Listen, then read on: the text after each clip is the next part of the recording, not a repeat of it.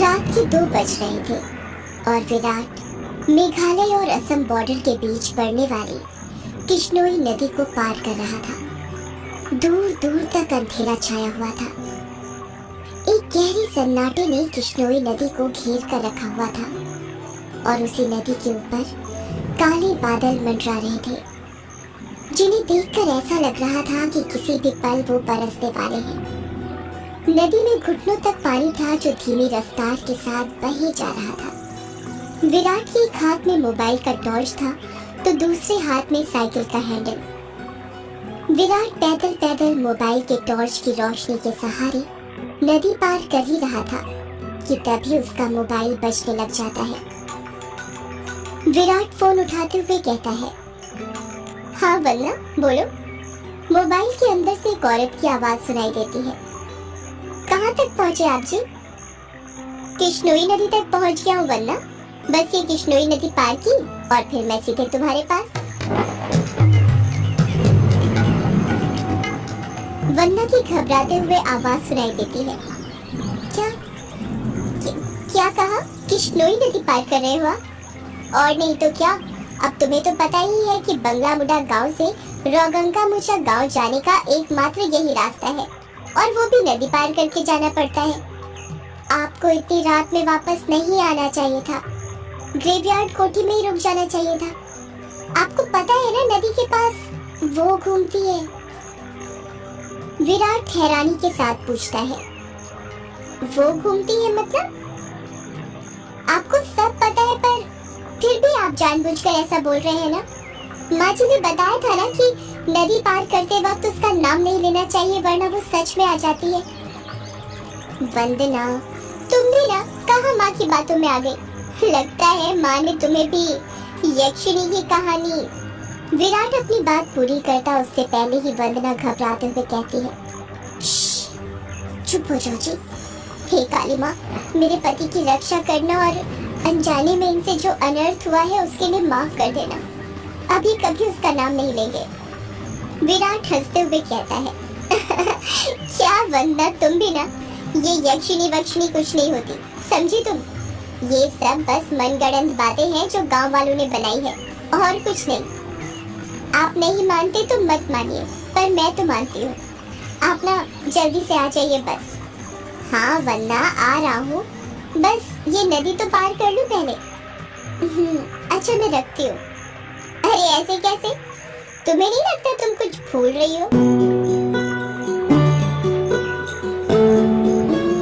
मैं भूल रही हूँ? क्या भूल रही हूँ? यक्षिणी के बारे में याद रख सकती हो, लेकिन ये याद नहीं रख सकती कि आज हमारी शादी की सालगिरह है। गलती हो गई जी, माफ कीजिएगा। आपकी फिक्र में तो मैं भूल ही गई थी।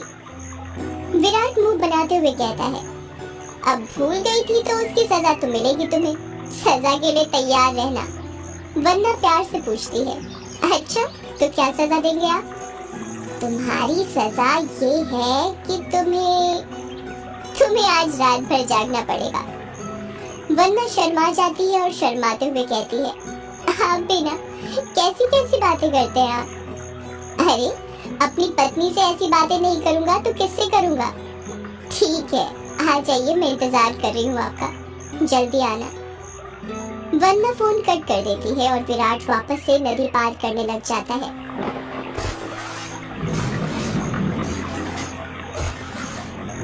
अभी विराट ने 1-2 कदम ही आगे बढ़ाए थे कि तभी उसको पायल बजने की आवाज सुनाई देती है। विराट को लगता है कि उसके पीछे से कोई लड़की भागते हुए निकली हो। पायल की आवाज सुनकर विराट जहाँ पर था वहीं पर रुक जाता है और पीछे मुड़कर देखने लग जाता है। जब वो पीछे मुड़ता है तो सिवाय अंधेरे के उसे कुछ दिखाई नहीं देता। उसके पीछे कोई नहीं था। ये वंदना भी ना यक्षिणी का नाम लेकर मेरे मन में उसका वहम डाल दिया और वही वहम डरा रहा है अब मुझे। और वैसे भी मैं तो खुद यक्षिणी से मिलना चाहता हूँ। बड़े चर्चे सुने हैं उसके, सुना है बड़ी खूबसूरत है। इतना कहकर विराट वापस से आगे बढ़ने लग जाता है। विराट मुश्किल से अभी 1-2 कदम चला ही था कि तभी उसे नदी के किनारे पर एक काला साया दिखाई देने लग जाता है।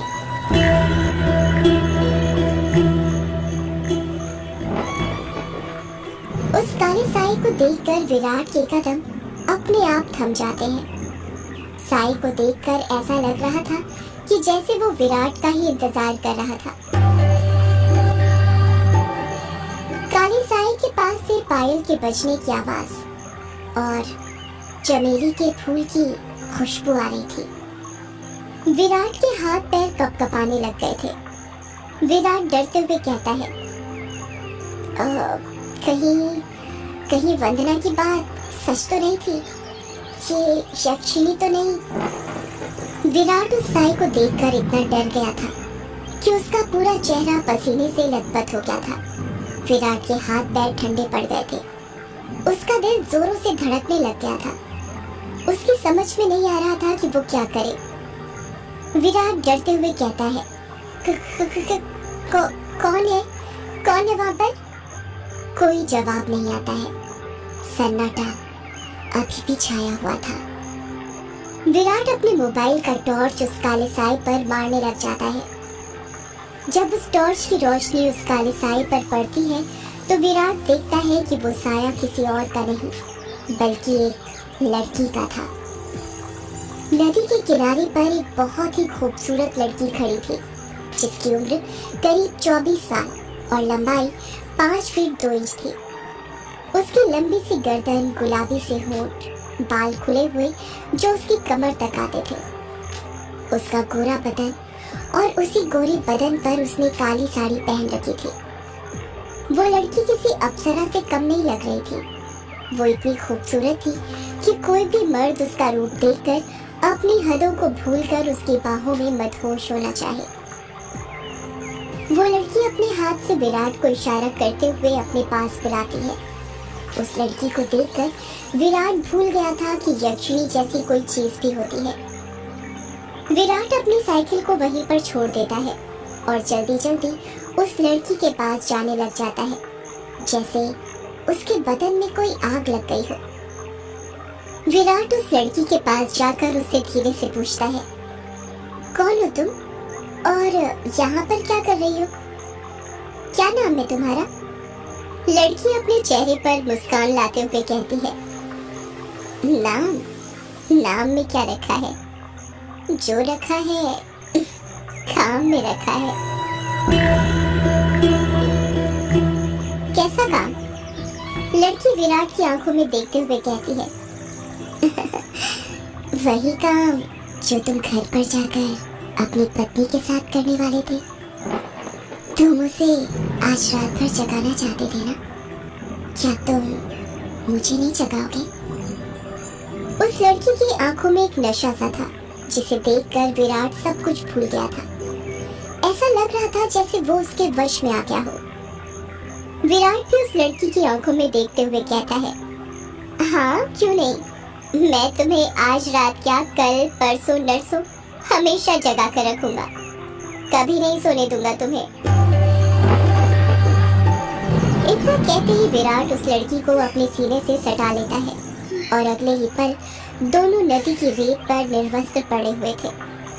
दोनों के जिस्मों की गर्मी से रेत उनके शरीर पर चिपक गई थी। उस लड़की के बदन में से चमेली के फूलों की खुशबू आ रही थी। लड़की नीचे थी और विराट उसके ऊपर। विराट के माथे की पसीने की बूंद ये साफ जाहिर कर रही थी कि वो थक चुका था और उसके बदन की सारी ताकत खत्म होने वाली थी।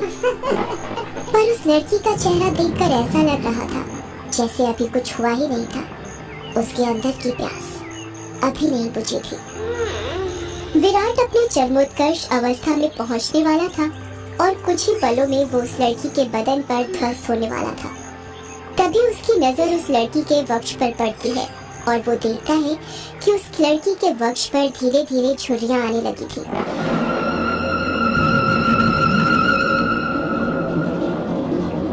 उसके हाथ पैरों की नसें बाहर निकलने लगी थी। उसके बाल काले से सफेद होने लगे थे। देखते ही देखते वो लड़की अचानक से बूढ़ी औरत में तब्दील हो जाती है। ये सब देखकर विराट की आंखें फटी की फटी रह गई थी। उसका गर्म बदन अचानक से ठंडा पड़ गया था। विराट कांपते हुए कहता है, कौन हो तुम? वो लड़की धीरे से कहती है, मैं यक्षिणी। ये सुनकर विराट के रोंगटे खड़े हो जाते हैं और वो झट से उससे दूर हटने लगता है। पर उसी वक्त यक्षिणी उसे अपने दोनों हाथों से पकड़ लेती है और कहती है, अभी कहाँ जा रहे हो प्रियतम? मेरी प्यास अभी बुझी नहीं है। तुम तो मुझे कल परसों नरसों हमेशा तक जगाना चाहते थे ना? क्या हुआ, थक गए या डर गए मेरा असली रूप देखकर? विराट उसका खौफनाक चेहरा देखकर इतना डर गया था कि कुछ नहीं बोल पा रहा था। उसको यक्षिणी की आंखों में खुद की मौत नजर आ रही थी। यक्षिणी गुस्से में कहती है, वासना की प्यास में तू ये भूल गया कमीने कि तेरी पत्नी वंदना तेरा घर पर इंतजार कर रही है और तू यहाँ पर मेरे साथ? तुम मर्द कभी एक स्त्री से प्यार कर ही नहीं सकते। तुम्हारी हवस कभी खत्म नहीं होने वाली। इतना कहकर यक्षिणी अपना हाथ विराट के सीने पर रख देती है। यक्षिणी के लंबे लंबे काले नाखून थे जो चाकू की तरह पैने थे। विराट डरते हुए कहता है, नहीं नहीं, ऐसा मत करो। जाने तो मुझे। जाने ही तो दे रही हूँ, भोली भेंटोला, भोली भेंटोला। इतना कहकर यक्षिणी अपना हाथ विराट के सीने के अंदर घुसा देती है और उसी वक्त जोर से काले बादल गरजने लगते हैं और बारिश होने लगती है। विराट के शरीर का खून नाखूनों के सहारे यक्षिणी के शरीर में जाने लगता है। जैसे जैसे खून यक्षिणी के शरीर के अंदर जा रहा था, वो वापस से जवान होती जा रही थी। यक्षिणी वापस से अपने पुराने रूप में आ गई थी और विराट का शरीर सूखकर सफेद पड़ गया था। उसके अंदर खून की एक बूंद तक नहीं थी, पर उसकी धड़कनें अभी भी चल रही थी। यक्षिणी अपना मुंह विराट के कान के पास ले जाती है और फुसफुसाते हुए कहती है, राम रो न राम रो, राम रो न राम रो। इतना कहकर यक्षिणी अपना खून से सना हाथ विराट के सीने से बाहर निकालने लग जाती है। जैसे ही यक्षिणी अपना हाथ विराट के सीने से बाहर निकालती है, विराट अपना दम तोड़ देता है, क्योंकि यक्षिणी के हाथ में विराट का दिल था जो सिकुड़ चुका था। अगले ही पल यक्षिणी विराट का दिल लेकर गायब हो जाती है, ठीक उस तरह जिस तरह बारिश की बूंदें होती हैं।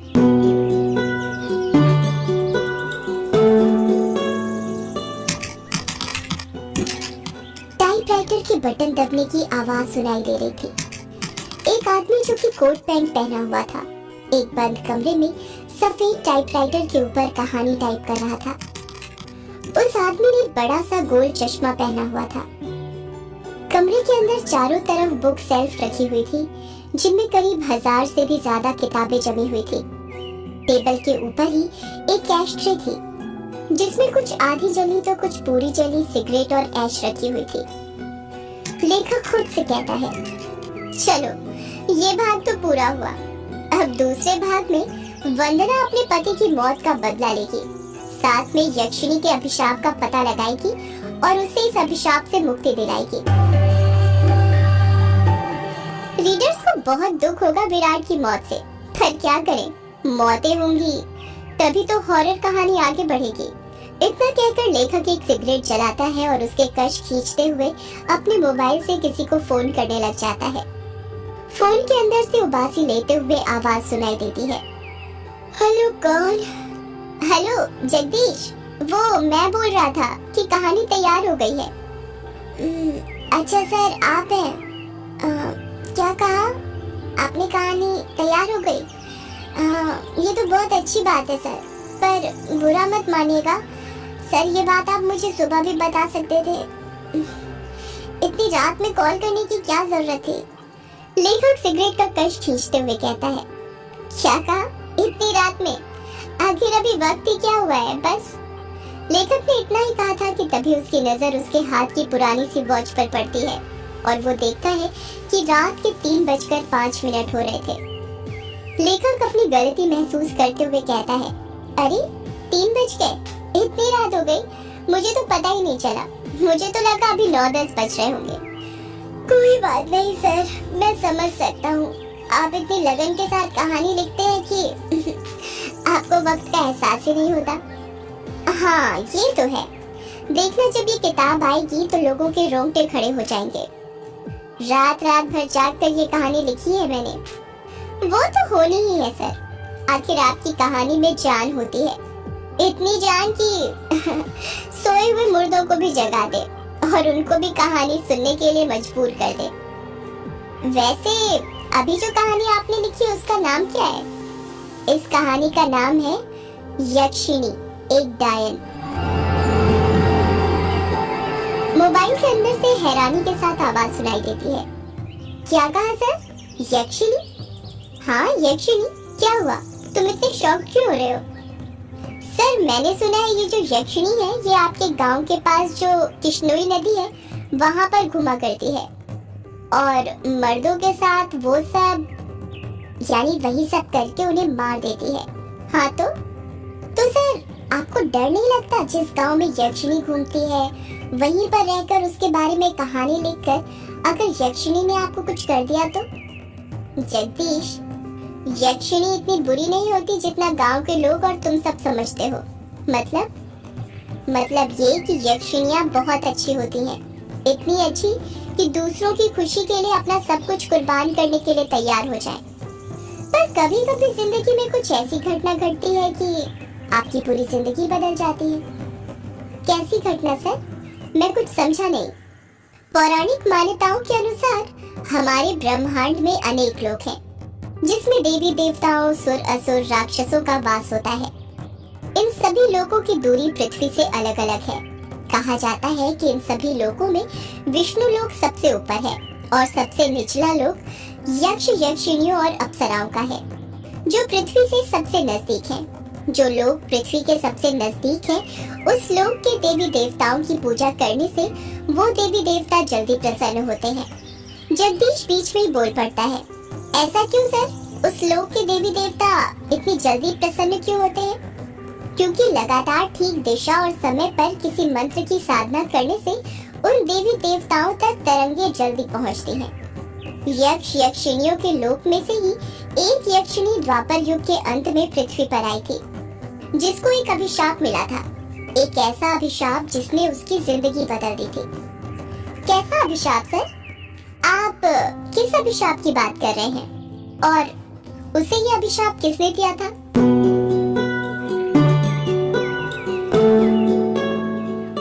एक दूसरे लोक से पृथ्वी पर आई यक्षिणी को एक अभिशाप मिला था। आखिर क्या था वो अभिशाप और किसने दिया था?